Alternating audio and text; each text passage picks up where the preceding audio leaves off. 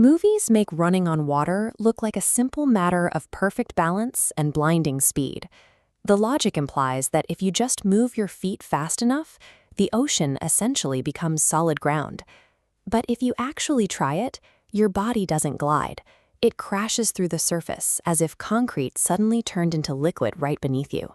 You sink instantly. Yet, if you watch a basilisk lizard sprint across a pond, it looks entirely effortless. High-speed cameras reveal they aren't actually floating. They are falling continuously.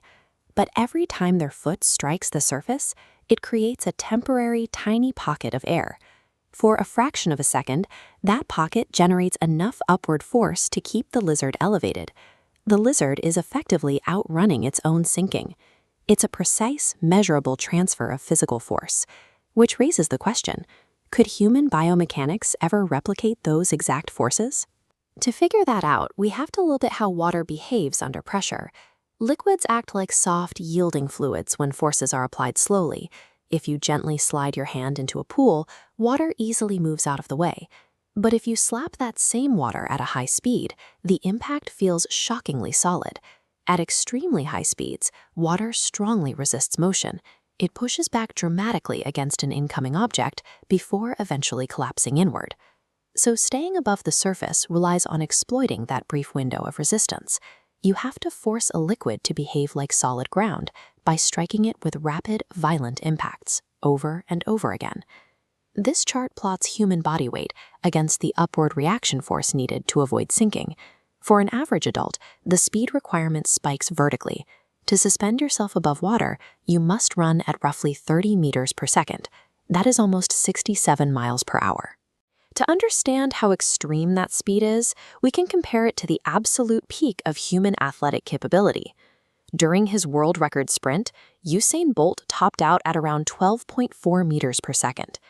Even the fastest human in history is operating at barely a third of the required speed. Biology leaves us miles short of the mathematics. Speed isn't even the hardest part. Elite sprinting works because solid ground pushes back instantly, allowing runners to maximize their upward power. Water removes that advantage. Because the fluid escapes around your foot, your leg has to generate massively greater downward acceleration just to compensate for the missing pushback. To avoid sinking, your foot has to strike downward incredibly hard and retract almost instantly. If it stays under the surface a millisecond too long, the drag forces of the water trap the limb. You can cheat the drag slightly by wearing wide flotation shoes to spread the impact force, but unaided barefoot running always ends the same way. The momentum collapses. Human muscles reach a hard biological limit. They lack the explosive capacity to repeatedly overpower escaping fluid dynamics. The reason a basilisk lizard succeeds where we fail lies in a biological concept called scaling laws. As an animal grows in size, the physical forces acting on it shift in nonlinear ways.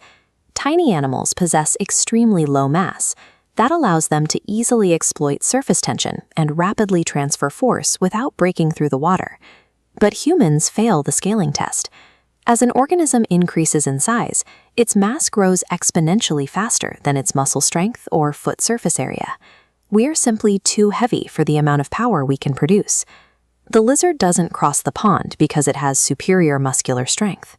It succeeds because its tiny scale places it in a favorable physical reality that humans are excluded from. That high-speed threshold where water temporarily acts like concrete is actually dangerous on a human scale. Hitting it causes massive deceleration. You see this when a diver hits the pool at the wrong angle from a high platform. Entering water incorrectly at terminal speeds can cause severe injuries because the liquid refuses to move out of the way. But those solid impacts are brief, while gravity is relentless.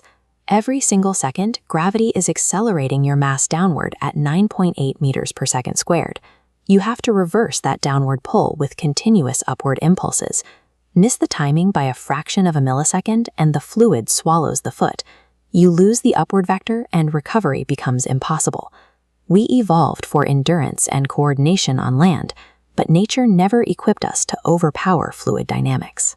Human biology is dictated by rigid mathematical scaling limits. independent of how fast or how courageous we might feel.